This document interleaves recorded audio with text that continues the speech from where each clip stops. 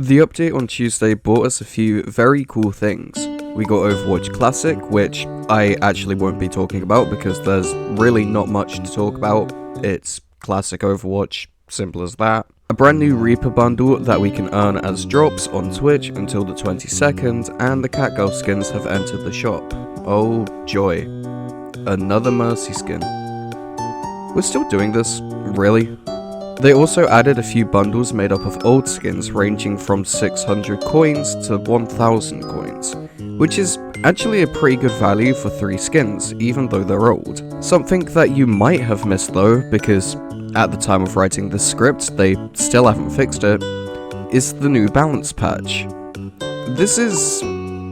honestly, I have no words. It's kind of all over the place and I don't agree with a lot of the changes, but in this video I'm going to break down the entirety of the patch notes so you actually know what's changed. I'll get into it in a minute, but first I'm going to ask you to subscribe, as I want to keep making Overwatch 2 related content that isn't only entertaining, but informative too.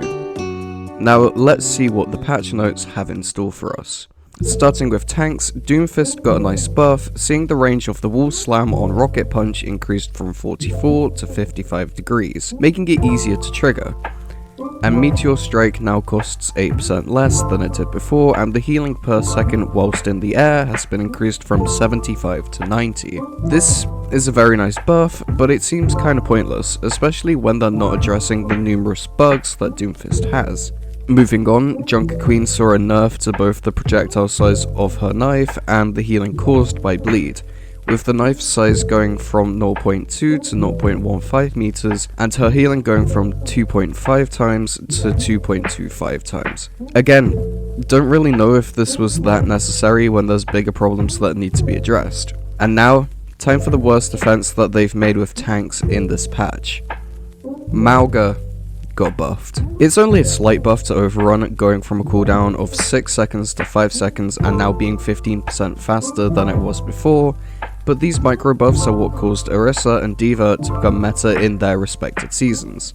It's kinda stupid if you ask me. Now let's talk about the DPS changes. Hanzo's draw time has been decreased from 0.87 seconds to 0.8 seconds, and his dragon can now destroy deployables like turrets and traps, quote unquote, increasing its usefulness even when not eliminating opponents, as it can now help clear the battlefield of other obstacles as well. I don't know what they're yapping, because destroying a turret from halfway across the map is kinda pointless considering the cooldown on these deployable abilities. By the time you're actually in the fight, those turrets and traps will be off cooldown, making it redundant. Speaking of deployables, Junkrat's mine cooldown has been increased from 7 seconds to 8 seconds. Again, why? This doesn't change the fact that he's able to one-shot combo you.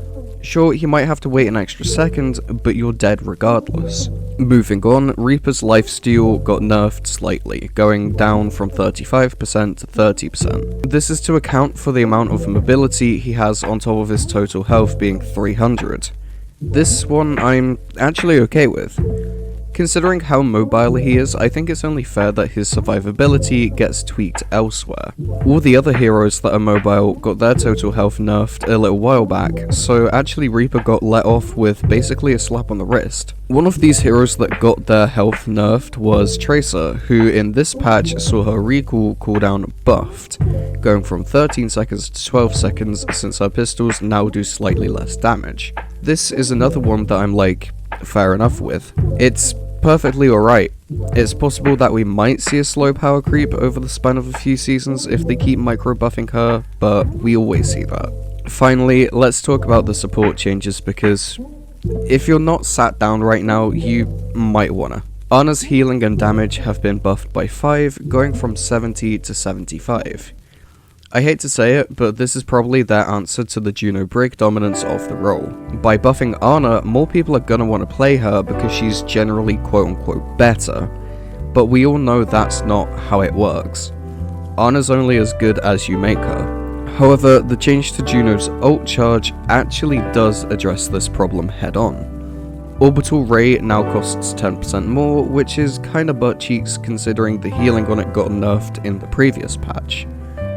As a Juno main, it sucks, but I can see why they did it. What I can't understand is the numerous amounts of buffs KarQ got in this patch. Her kunai's recovery time has been decreased from 0.55 to 0.5 seconds, Swift Step has had its cooldown reduced from 8 to 7 seconds, and Protection Suzu's cooldown has been reduced from 15 to 14 seconds. This is all because the change in her health apparently made her a less viable pick, because she was quote unquote weaker overall. This is bullshit. The only reason she became a less viable pick is because the meta changed, not because she got ever so slightly nerfed. I could go on for hours on hours about how spoiled carry mains are, but I won't because I feel like I'll get doxed within a matter of seconds. Moving on, Lifeweaver's life grip got buffed, having the cooldown reduced from 19 to 18 seconds and the healing increased from 50 to 75. Life Tree also got buffed, making it so that the time before overhealth begins to drain when out of range has gone from 2.5 seconds to 6 seconds, meaning you have a bit more survivability when you're out of its healing radius. Again, it's another alright change. I have nothing to say about this. Lifeweaver is still generally one of the weaker supports, but this is a step in the right direction. Finally, Moira's self-healing in Coalition has been buffed from 24 to 30 health per second, to take into account the fact that she now has 225 total health. Yet again, it's another alright change. She'll still be able to get one shot by a few heroes, but an extra bit of survivability never really hurt anyone. It's not like she's in a Xeno or anything, you're still going to be able to kill her while she's ulting. But that just about does it for the patch notes. Overall, it's pretty 50-50. Some of these changes were genuinely good, like the slight nerf to Reaper's lifesteal, but then we get some really stupid and unnecessary changes like Malga's overrun being micro-buffed. Hey, at least we got OG this patch, so that's a positive. Even though it is chaotic, it's fun, and even though Lucio is really sluggish and it feels like a chore playing him, it's still kinda fun. Is it? I don't know. I like Genji in it. Genji's really good. Anyways, thanks for watching. Once again, I'm gonna ask you to subscribe and leave a like on this video, as it lets me know that you enjoyed it and want to see more. Let me know how you feel about this patch and OG Overwatch in the comments. Finally, have a nice day or night if you're watching this at night, and make sure you check out some of my other videos. Not only will I appreciate it, but you might too.